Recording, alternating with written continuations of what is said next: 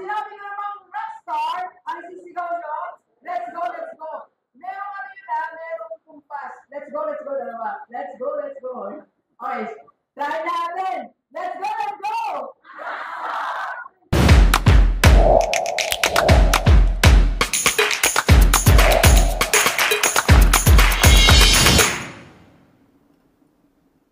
Alright, Gilibers, magandang umaga sa ating lahat. It's raining Friday morning. Alright, papunta tayo ngayon ng Tarlac for Sales 2026 Kick-Off. Di ba ang aga ng kick-off nila, ma'am, no? Ngayon pa, October pa lang, mag-October pa lang, pero ang planning nila is for 2026 na. So, as an owner or sales team leader, dapat ganun din yung mindset natin. So, advance sila ng 4 months for their 2026. So, kick-off nila ngayon. So, they have their program. May sales rally sila. And I think ang audience natin is more than 100. And ganun sila kadami. So, as I'm discussing it with ma'am, yung contact natin, no? She's the leader. Ano yun, Tarlac. I think kalahati ng Tarlac is handle niya. Nakita ko yung energy ni ma'am eh. So talagang she's super excited para sa team niya, super excited para sa results this 2026. So isa yun sa dapat katangian ng isang business owner o ng isang sales team leader. Dapat mataas ang energy level mo. Taasan mo yung energy level ng sales team mo. Alright? So ano ba i-discuss natin sa kanila? Later, pag-usapan natin. Biyahe muna tayo. Let's go, let's go!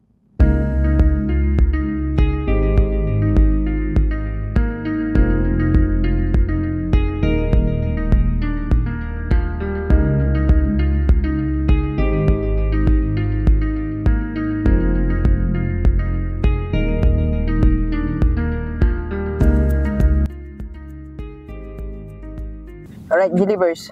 So, part of di-discuss natin later is, ano ba talaga yung meaning ng selling? When you sell to your clients, dapat alam natin yung malalim na kahulugan ng selling. Kasi doon manggagaling yung energy natin. Doon manggagaling yung motivation natin. At doon din nakabase yung results ng pag-uusap natin sa clients natin. Ano ba ibig sabihin ng selling? So, selling is simply transferring what you believe to your clients. Right?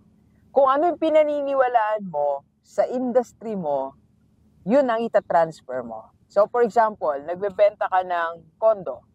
Naniniwala ka na ang condo is a very good investment.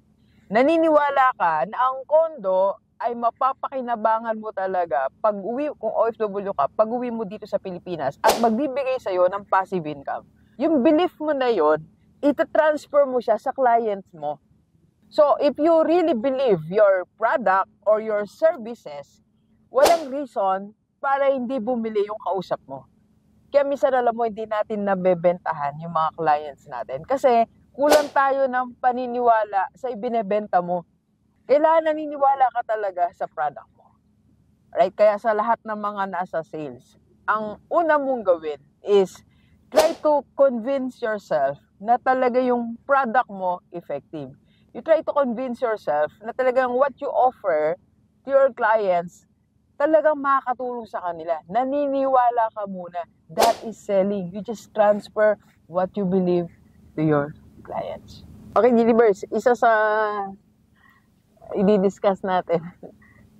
Hello po. Isa sa may i-discuss natin is 7 tools that help you to attract the attention of your clients. Tandaan natin, sales, marketing and sales is about attraction and attention. So, kailangan may mga tools tayong ginagamit. I-discuss natin yan. Like for example, first, basta nasa sales ka, kailangan meron kang watch. Meron ka relo. Kasi pag meron ka relo, it signifies na you value time. Okay? So, ibig sabihin po nun, pinapahalagaan mo yung appointment nyo pag nakarelo tayo. Okay? And second tool naman is your bag. So, yung bag natin, ang ibig sabihin niyan pag may bag ka, you are ready. Preparedness ang sinisignify niyan. Ito kasing bag natin, para na yung it's a mini office. Right, so meron na nandito na yung mga, ayan, maliit na papel, sulatan mo. Meron kang pen, and so mga kailangan mo. So parang ano na yan, and para na siyang maliit na office mo, or and minsan naman, di ba may bag tayo, may laptop natin, may mga notebook natin, and pen natin. Okay, so and of course, pag nagpunta tayo sa client natin, pag nakipag-meeting tayo sa client natin, ayusin naman natin yan. Para, ba, kukunin mo yung pen mo. Hindi pa nakita na ng client mo, sabog-sabog gamit mo. Mata-turn off na yun, di ba? Alright, so marami pang tools. Discuss ko yan. Pag in-invite nyo si Rockstar sa sales kick-off nyo, PM lang sa personal level ni Doc. Okay? So, baba na tayo. Mukhang ready na sila. Let's go, let's go. Kamusta po? Ako yung number 1 followers mo. Talaga? Nakatulog na lang kailangan pakinggan ko pa yung talk mo. Talaga ba?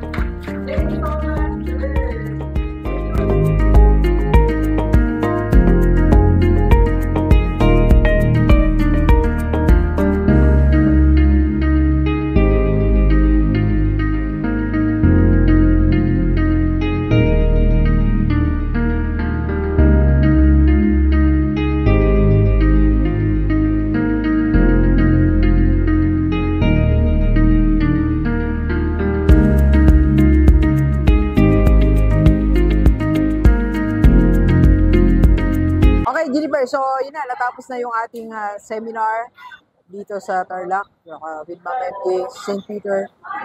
It's a kick-off rally nila for 2026, right? So kanina, with their sales team leader, and ngayon, sa mga sales agents nila. So ito yung diniscuss natin. Ang galing, no? Ito yung picture na napili nila. Mindset of a seller, the reverse method, and strategies that sell here. So dito, marami kaming pinag-usapan, pero discuss ko lang isa. In sales, napatunayan ko, we use seduction, not trade. Alright, ibig sabihin, you have to seduce your clients, okay? By giving small information, one at a time, right? So, para mag-inquire sila sa inyo, first, you have to give numbers, give amount, give benefits, pa isa-isa. Hindi, pag kasi lahat na yan, binigay mo na in one post mo, so wala na seduction. And marami pa kami na pag-usapan. So, if you want to do this same rally, kick-off sales rally for 2026, PM lang sa personal natin. Ito po ang personal. Thank you. Thank you so much.